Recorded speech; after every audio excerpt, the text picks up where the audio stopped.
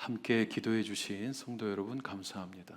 지난주에 우리는 데살로니가와 베레아를 다녀왔습니다. 바울의 첫 서신서의 주인공이었던 데살로니가. 이 교회는 바울을 대신하여 감옥에 잡혀 들어가고 보석금을 내고 나온 평신도 가장 제이슨, 야손으로 인하여 태어난 교회가 되었습니다. 바울은 첫 서신서를 보내면서 이렇게 고백했죠.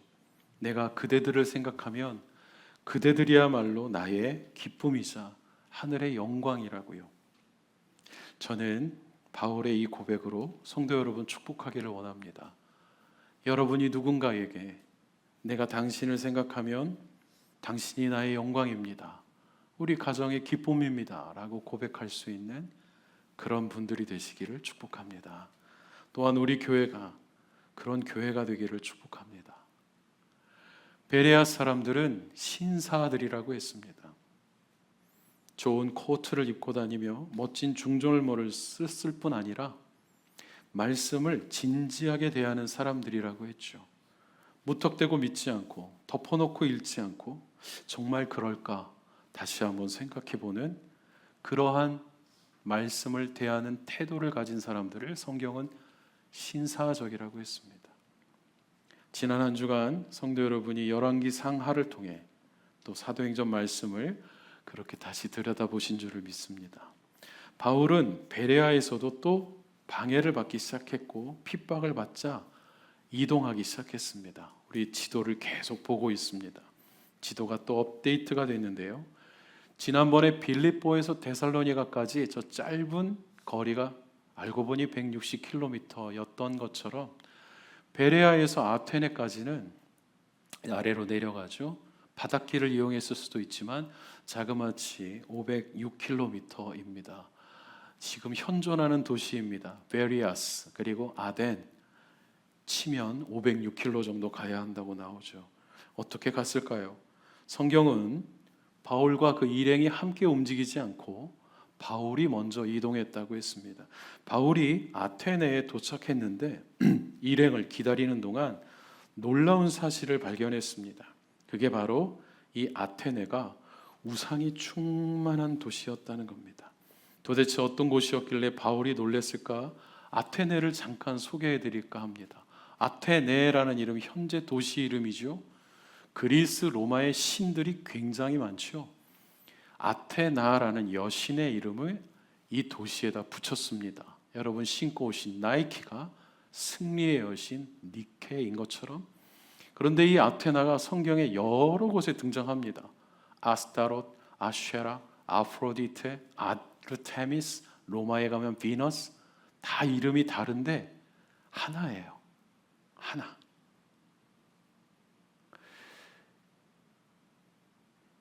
이곳에 또 유명한 명소가 있죠. 제우스 신전이 있고 디오니소스 극장이 있습니다. 디오니소스는 뭘까요? 술의 신입니다. 기우제를 드릴 때 디오니소스의 신을 먼저 초청합니다. 뭐 하는 걸까요? 술 마시는 거죠. 그리고 술이 나를 지배하기 시작하면 눈에 담지 못할 추잡하고 더러운 행위들을 하기 시작하면서 그것이 비를 내리게 하는 제사였고, 우리가 보았던 열왕기의 이세벨의 선지자들, 바알의 선지자들이라고 말하는 나라에서 공식적으로 급여를 받고 살았던 그 시대의 왕궁 선지자들이 사실은 공식적인 나라의 남창과 창녀들이었죠.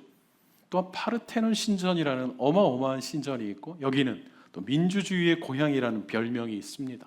철학과 문학의 도시, 신의 도시입니다. 아테네 여신을 보여드릴게요. 여신이 이렇게 생겼습니다. 그런데 이 손에 창을 들고 있네? 무슨 신일까요? 싸우는 신, 전쟁의 여신입니다. 그 당시 전쟁에 승리하려면 똑똑해야 됩니다. 지혜와 전쟁의 여신이 아테나였어요. 그리고 저 웅장한, 지금도 세계 불가사의에 낄까 말까 하는, 그리고 수많은 사람들이 가서 사진 찍고 오는 저 파르테논 신전이 아테나 여신을 모시는 신전인데, 이 여신은 다른 신들과는 달리 성경에 나온 많은 다른 신들이 성적으로 추잡하고 문란했던 것과는 달리 이 여신은 고고하게 처녀로 지냈습니다. 그래서 처녀인 아테나 여신을 따로 특별히 보호하고 모신다 해서 파르테논이 처녀라는 이름의 뜻이 들어가 있네요. 성도 여러분, 여기까지 제가 여러분에게 이걸 소개하는데, 제가 지금 여러분한테 집에 가면 아이들이 보는 책에서나 볼 수 있는 그리스 로마 신화 수업을 하는 게 아닙니다. 바울이 갔던 곳이 그런 곳이었다고요. 우리도 지금 잠깐 성경이 아닌 다른 걸 보는데, 와, 저게 뭐냐, 이렇게 복잡하고 웅장하냐, 압도당할 것 같은데, 바울은 실제로 그 현장에서 지금 눈앞에 이런 것들을 보고 있습니다. 동서남북으로 눈을 돌리면 자기가 모시고 있는, 자기를 구원해 주신 주님과 관련된 것들은 단 하나도 없고 다 저런 것들이 충만하다 그랬습니다. 설교 준비를 하면서도 자료를 찾고 들여다보고 하는데 저도 정신이 없어요. 너무 어수선하고 너무 복잡하고 또 너무 진지해요. 그리고 다 무슨 관계, 얘가 뭘 해서 이렇게 됐고, 그리고 이 모든 것들이 책으로 나오고 글로도 나오고 만화로도 나오고 게임에 나오고 헐리우드 영화로 만들고 지금까지도 엄청난 수익을 벌고 있는 신들의 이야기. 지금도 신화와 무속과 이런 것들이 가득한 세상, 저와 여러분이 오늘 이 아테네에서 복음을 만나야 됩니다. 그러니 성도 여러분, 끝까지 정신을 차려주시기를 부탁합니다. 아테나 따라가지 말고, 파르테논 신전의 웅장함에 압도당하지 말고, 바울이 어디 있는지 놓치지 마십시오. 바울이 무슨 말을 하는지도 놓치지 말고, 주님이 왜 바울을 거기에 보내시고 왜 이런 말을 하게 했는지 그걸 절대로 놓쳐서는 안 되겠습니다. 정신 바짝 차리는 시간이 되어야 할 겁니다. 아, 지루해, 아 몰라, 그러면 안 됩니다. 바울이 어디 있는지 따라가야 됩니다. 그를 놓치지 마십시오. 우리 다시 바울에게 집중하겠습니다. 바울은 지금 그 도시에 둘러보니 이 수많은 여신과 동상과 신전을 보고 화가 났다 그랬어요. 성경은 그가 누가 총을 당긴 것처럼, 트리거 된 것처럼 격분했다 그랬습니다. 왜 화를 내는 걸까요? 이 도시가 하나님의 영광이 아닌 우상으로 가득했기 때문에. 아니, 다른 신을 섬기는 자가 우리 신들이 있는데 와서 왜 화를 내? 라고 생각할 수 있지만, 우리는 바울의 입장에서 이걸 보고 있어요. 그는 화가 났던 거예요. 우리가 잠깐 보는데도 정신을 못 차려 애들 보는 그리스 로마 신화 만화로 좀 보충해야 되나 하고 있는데, 바울은 화가 났어요. 바울의 분노는 하나님의 분노이자 예수 그리스도의 분노와 같습니다. 성도 여러분, 크리스찬 화내면 될까요, 안 될까요? 교회 다니는 사람이 화를 내? 화 낼 수 있습니다. 가족한테 화내지 마십시오. 부인과 아내, 남편과 아이들에게, 부모에게 화내지 말고, 크리스찬이 화내는 이유는 단 하나여야 됩니다. 가짜를 보면 화가 나야 됩니다. 가짜 예수, 가짜 기도, 가짜 설교, 가짜 신앙, 거짓말로 똘똘 뭉친 어떤 사람, 가짜 이야기, 그런 것들이 내 주변에 가득한데도 화가 나지 않고 있다면 둘 중에 하나죠.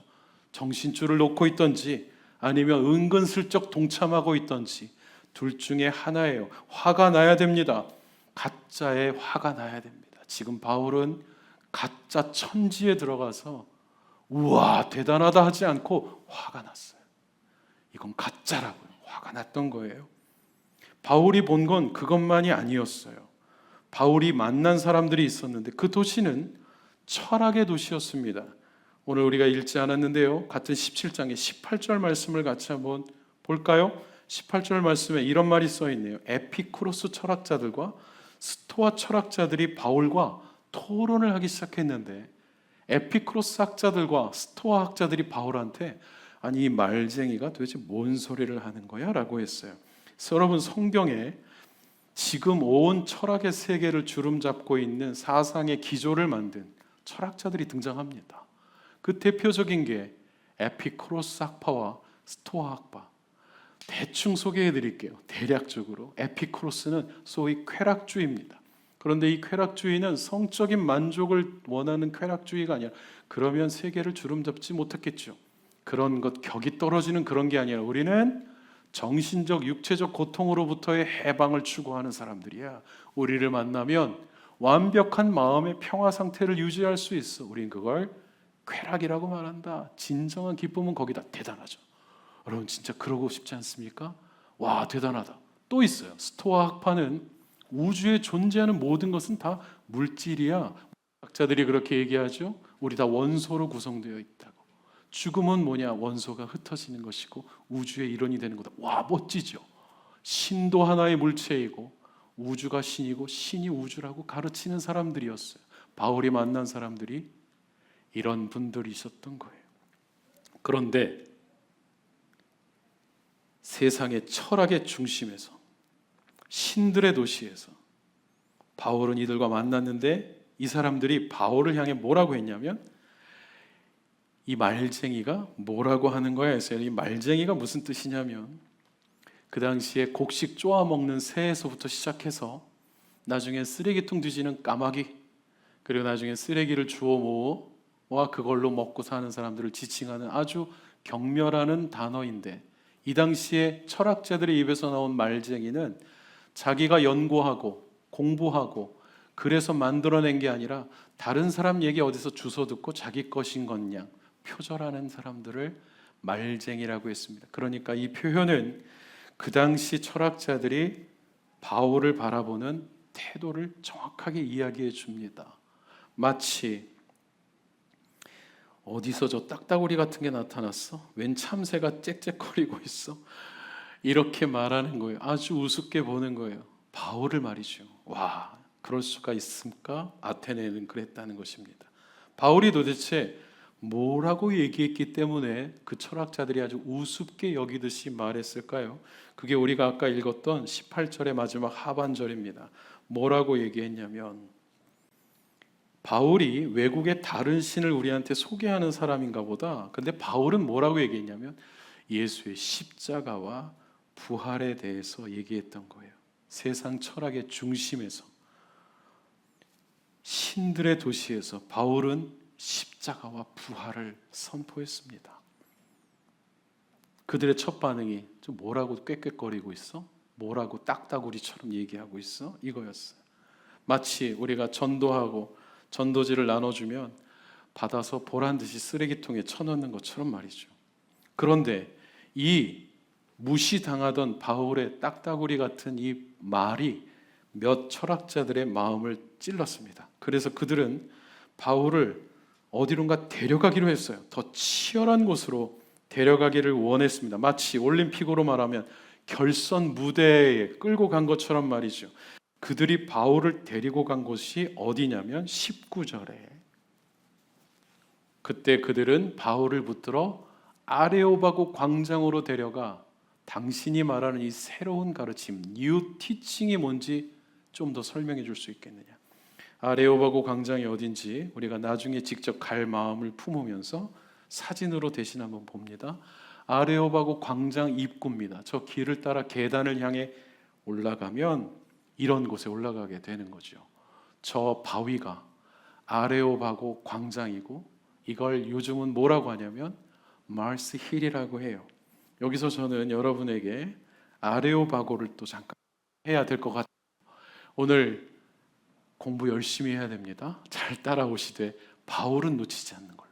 아레오바고 원래 뭐냐면 아레이오스 바고스예요. 전쟁의 신 아레스의 언덕이라는 뜻입니다. 고대 로마의 원 같은 마지막 최종 결정 기구죠. 재판 법정으로도 사용됐고, 아레스가 신인데, 전쟁의 신인데 바다의 신 포세이돈의 아들을 살해한 혐의로 기소가 됩니다. 그래서 저 바위 언덕 위에서 올림푸스의 12신이 모여서 처음으로 얘가 진짜 죽였는지 안 죽였는지를 재판을 진행한 곳이었어요. 그래서 그 12신이 배심원 역할을 합니다. 증거 불충분으로 무죄가 선고된 곳이에요. 나중에 여기는 들이 회의하는 곳이 됐고, 오늘날 그리스의 최고 법원은 아직도 아레이고스 파고스라는 말을 쓴다고 합니다. 법조계 종사하시는 분들은 더 선명하게 어떤 것인지 잘 아실 수 있을 것 같아요. 최초의 배심원제도. 그래서 민주주의의 고향이라는 이름이 생기게 된 이 아레이고스 파고스. 여기서 잠깐 저는 또 여러분에게 12신을 살짝 소개할까 합니다. 헬라식 이름이 있고 로마에서는 이렇게 불렀다. 제우스가 주피터죠. 그리고 포세이돈, 저 사람, 저 신, 바다의 신이잖아요. 삼지창 들고 다니는. 여러분이 보셨던 영화 아쿠아맨이 포세이돈을 말하죠. 하데스, 성경 보다가 만났던 분 같아요. 예, 신약에 보면 지옥의 신 하데스, 게임 캐릭터에도 많이 나옵니다. 그리고 오늘 등장한 아레스, 저자가 로마에서는 마즈라고 불리고 그래서 그 언덕을 마르스 힐이라고 부르는다. 여섯 번째는 헤르메스, 사도행전에서 본 사람인데 바울과 바나바가 복음 전하러 가니까 사람들이 뭐라고 했어요? 한 명은 제우스고 한 명은 헤르메스다. 스스와 허메더라. 알고 보니 여기에 등장하는 사람들죠. 나머지도 좀 볼까요? 대충 아프로디테 나오네요. 아프로디테가 로마에서는 비너스, 아르테미스도 나오네요. 미의 여신인 줄 알았는데 이름은 로마 이름은 다이아나. 죽은 영국의 유명한 여왕 이름과도 같지요. 알고 보니 사냥하는 여왕이었어요. 유명합니다. 아테나, 오늘 우리가 공부한 아테나 신전의 아테나 바로 거기. 그리고 12명에는 들어가지 않지만 따라다니는 신들 중에 디오니소스가 있네요. 디오니소스가 로마에 가면 바쿠스가 되면서 이 바쿠스는 대한민국의 약국에 다 들어가 있습니다. 바카스입니다. 술의 신입니다. 황홀하다, 황홀하다, 술에 취한다. 말씀드렸듯이 신들을 소개하는 이유가 그리스 로마 신화 공부하자고 하는 게 아닙니다. 바울을 이곳으로 인도한 이유가 있습니다. 사람들이 바울을 이곳으로 인도한 이유가 있어요. 21절에 보니까 모든 아테네 사람들은, 외국 사람들은 거기에 오면 뭘 해요? 새로운 것을 이야기하고 듣고 논리적으로 풀고 철학에 탑을 쌓는 엄청난 곳이었던 거예요. 명실상부.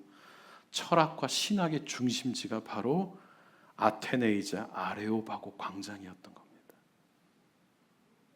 사람들이 파리 하면 문화의 도시, 낭만의 도시, 명상하면 인도의 겐지스강을 떠올리듯이 그런 곳이 바로 아테네였던 거예요. 그 한복판에 지금 바울이 서서 예수 십자가와 예수 부활을 이야기하고 있습니다.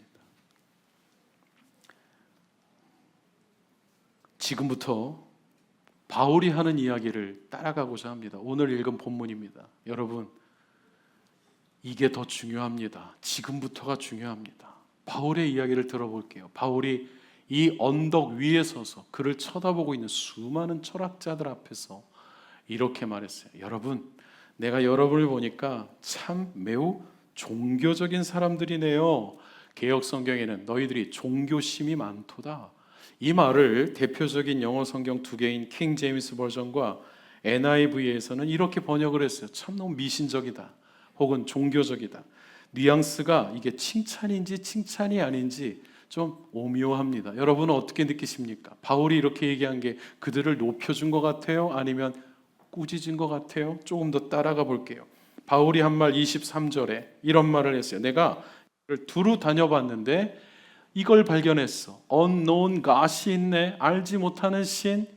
내가 여러분이 알지도 못하면서 마음을 다해, 삶을 다해, 생활을 다해 경배해온 그 신을 내가 소개시켜 줄게 하는 겁니다. 여러분, unknown God이 뭘까요? 어떤 개념일까요? 알지 못하는 신. 이 사람들이 이렇게 결정한 거예요.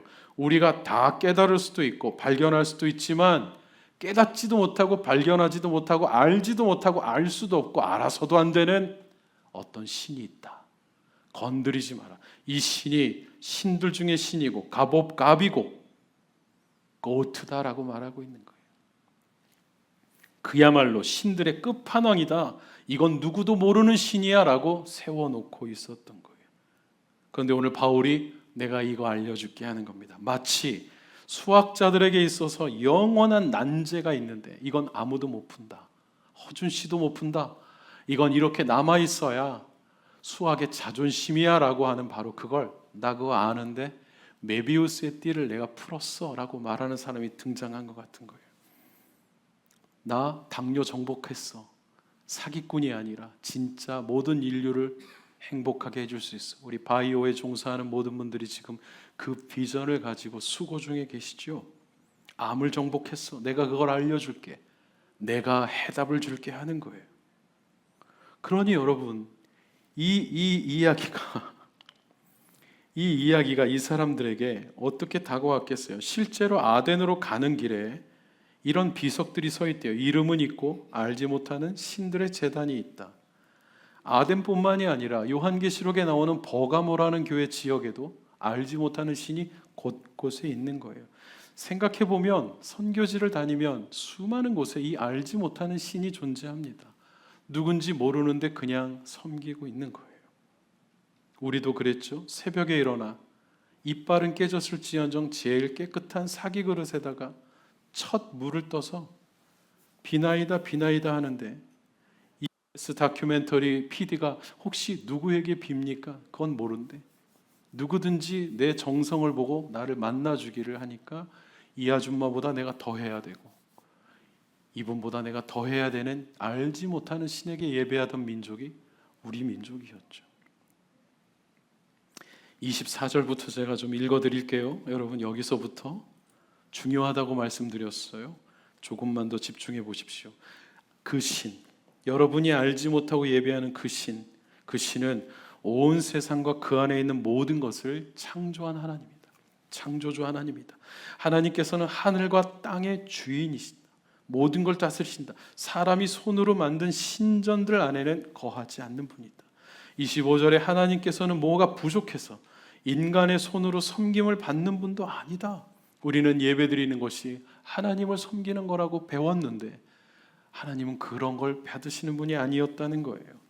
서로 섬기라고 하셨던 거예요. 하나님께서는 또 모든 사람에게 생명과 호흡과 모든 것을 주는 분이다. 생명이 그분에게 있다. 26절에 하나님께서는 한 사람으로부터 모든 민족을 만드셨다. 아브라함으로 시작하여 이스라엘 공동체 그리고 그를 통하여 모든 민족이 하나님 나라 백성이 되는 하나님의 원대한 비전을 만드셨고 온 땅 위에 살게 하셨고 각 나라의 연대를 정하셨고 영원한 것은 없다. 다 무너질 것이다. 새로 일어날 것이다. 그들의 국경도 정해 주셨다. 27절은 같이 읽어볼게요. 여러분 시작. 이렇게 하신 것은 사람들이 하나님을 찾기를 바라기 때문이다. 사람들이 하나님을 더듬어 찾기만 하면 만날 수 있습니다. 사실 하나님께서는 우리 각 사람과 그리 멀리 떨어져 계시지 않습니다. 어제 말씀을 준비하면서 27절을 읽는데 너무 행복했어요. 주님은 가까이 계시는 분이구나. 더듬다는 말이 이렇게 좋은 말일 줄이야. 손만 뻗으면 된다는 얘기잖아. 바울이 소개한 하나님은 창조주 하나님, 주권자 하나님, 가까이 계시는 하나님, 심지어 더듬어 찾을 수 있을 만큼, 그리고 그는 우리에게 생명과 모든 것을 공급해 주시는 하나님이었어요. 그리고 바울은 이걸 이렇게 말합니다. 28절에 왜냐하면 하나님 안에서 우리가 살고 우리가 움직이고 존재하지 않느냐. 또 여러분의 시인 중에 어떤 사람도 우리가 하나님의 자녀라고 했다. 여러분 이게 실제로 있는 거예요. 하나님 안에서 살고 움직이다는 크레타 섬이죠. 그레데라고 나오죠. 성경에. 크레타의 시인 에피메니데스가 쓴 시였대요. 그리고 우리가 하나님의 자녀다라는 말은 길리기아 다소 사람이죠. 바울이 거기에 유명한 시인 아라투스의 시에서 인용했대요. 지금 바울은 이렇게 하는 거예요. 성경만 읽고 다니고 앞뒤 꽉 막혀 대화도 안 되는 그런 사람이 아니라 영화도 알고 음악도 알고 논설도 알고 세상도 알고 골프도 칠 줄 알고 게임도 아들과 함께 할 줄 아는, 그러면서 성경이 그의 중심이 된 정말 지식인 중에 지식인다운, 그리고 이렇게 함으로써 사람들이 바울을 말쟁이라고 무시했는데 알고 보니 뛰어난 인문학자 같기도 하고 뛰어난 철학자 같기도 하네 했던 거예요. 이러니까 왜 하나님께서 바울을 내가 이방인을 위해 택한 그릇이야라고 9장 15절에 말씀하셨는지가 너무 이해가 되는 거예요. 바울은 준비된 사람이었습니다. 바울은 방황하는 인생이 더 많았지만 그가 하나님 앞에 돌아오자마자 그가 그동안 경험하고 누리고 했던 모든 것이 무의미하다는 걸 깨닫고 진짜를 위해 활용할 줄 아는 사람이 됐던 거예요. 그래서 여러분, 아이들이 어릴 때 잘 놀아야 된다고 가르쳐 주시죠. 부모님은 그렇게 안 가르치고 학자들이 애들은 놀 줄 알아야 됩니다. 그래야 나중에 위대한 사람이 된다고. 부모님들은 그게 아멘이 안 되잖아요. 공부해야 되니까. 근데 사실은 그렇지 않았다는 거예요. 이걸 뭐라고 하냐면 선교에서 굉장히 중요하지만 또 굉장히 위험한 방법이 하나 있는데 여러분에게 제 설교의 마지막을 이 이야기로 마무리할까 합니다. 이걸 어려운 용어입니다. 문화적, 구속적 유비라고 합니다. Cultural Analogy라고 하는데요. 책이 하나 있습니다. 화해의 아이라는 책인데 오래된 명작입니다. 파푸아 뉴기니아 혹은 인도네시아 여러 곳에서 오랫동안 사역을 한 던 리차드슨이라는 선교사님이 뉴기니에 사우이족을 섬기러 들어갔는데 사우이족은 정령 숭배가 강력하고 석기 시대를 아직도 쓰고 있는 사람들이었어요. 그래서 선교사님이 이 사람들에게 복음을 전해야 되는데 뭐라고 얘기했냐면 미아오 코돈 하면서 다녔던 거예요. 그들이 알고 있는 정령 중에 탑 클래스가 미아오 코돈이었대요. 그래서 여러분이 알고 있는 미아오 코돈이 사실 하나님이에요 하는데 답답한 거예요. 한계에 부닥쳐 뭐가 안 됩니다. 그런데 또 놀라운 게 있는데 이 사우이족은 배신의 문화를 갖고 있어요. 성경을 가르치는데 가룟 유다가 요거 살짝 나중에 호성님 감사합니다. 가룟 유다가 나중에 예수를 배신했다고 하는 대목이 나오니까 다 일어나서 춤추기 시작하는 거예요. 왜냐하면 이 사람들이 상대방에게 호감 있게 다가가 가지고 상대방이 마음을 열면 그때 잡아 죽입니다. 그리고 인육을 먹고 해골을 품에 품고 자는, 머리에 베고 자는, 집에 걸어놓는 그런 부족이었던 거예요. 선교사님이 성경을 가르치면 되겠지. 성경 가르치는데 예수님이 십자가에 못 박히니까 막 일어나서 춤추는 거예요. 가룟 유다를 찬양하면서. 도저히 안 되겠다. 내 한계다. 내 뜻대로 되지 않는구나. 포기하고자 할 때 부족이 또 난리가 났어요.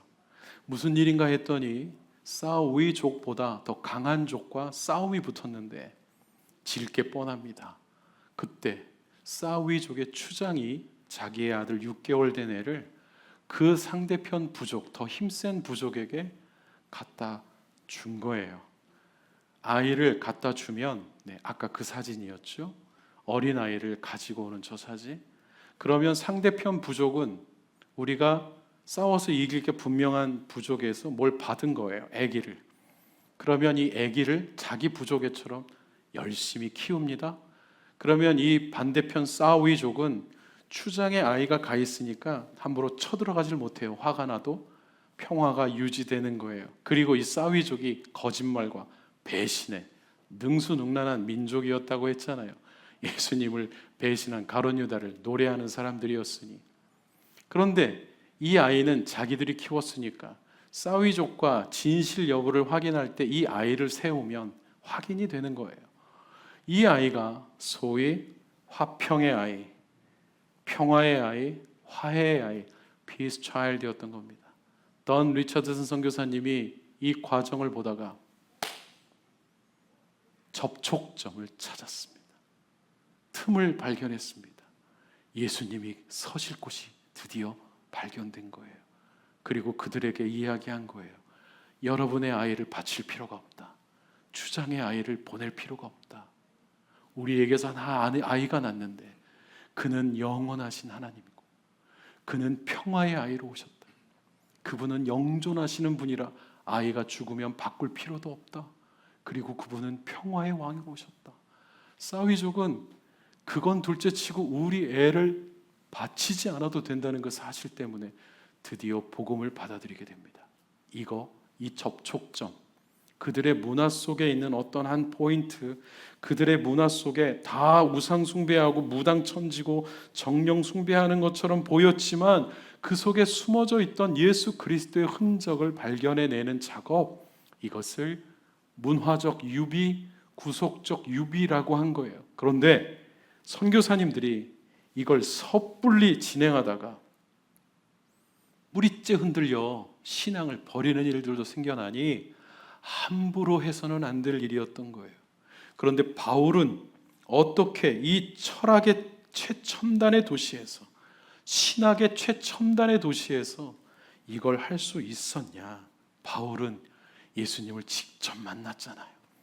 부인할 수 없는 증거가 자기에게 있고, 자기가 공부한 구약 성경 전체가 다 내가 만난 예수에 대한 이야기라는 것 때문에 메비우스의 띠가 풀려버렸으니 그는 확고한 겁니다. 그는 흔들리지 않는 거예요. 가짜를 보면 구별할 수 있고 가짜를 보면 화가 나는 사람이고, 그들의 문화 속에 들어가 그들을 바로 부여잡고 있었던 모든 거짓된 논리 속에 예수 그리스도가 설 수 있는 자리를, 그럼으로써 그들의 삶도 나아지게 하는 놀라운 문화적 유비를 이루어냈던 거예요. 그래서 바울은 철학자들 앞에서 칭찬인지 아닌지 헷갈리게 하고, 너희들의 난제를 내가 풀어줄게, 언노운 갓 내가 알려줄게, 너희들의 책에도 있지, 인용하는 여유까지 보여주면서 이 모든 것에 대한 결론은 예수 십자가의 죽음과 희생, 그의 사랑, 그리고 부활의 능력을 이야기해 주신 복음의 뼈대, 복음의 DNA, 복음의 핵심을 이야기할 수 있었던 것입니다. 준비한 사진이 하나 더 있는데 한번 볼까요? 네, 요거 전에 사진 하나 더 있죠. 예. 회심자가 나왔고 사모님과 애기, 사람 잡아먹는 부족인데 눈에 넣어도 아프지 않을 백인 아이가 웃고 있어요. 복음을 받아들였기 때문에. 단 리처드슨 선교사님은 2018년에 장수하시다가 돌아가셨습니다. 30절 말씀 볼게요. 이런 말씀이 기록되어 있습니다. 알지 못하던 시대가 있었다.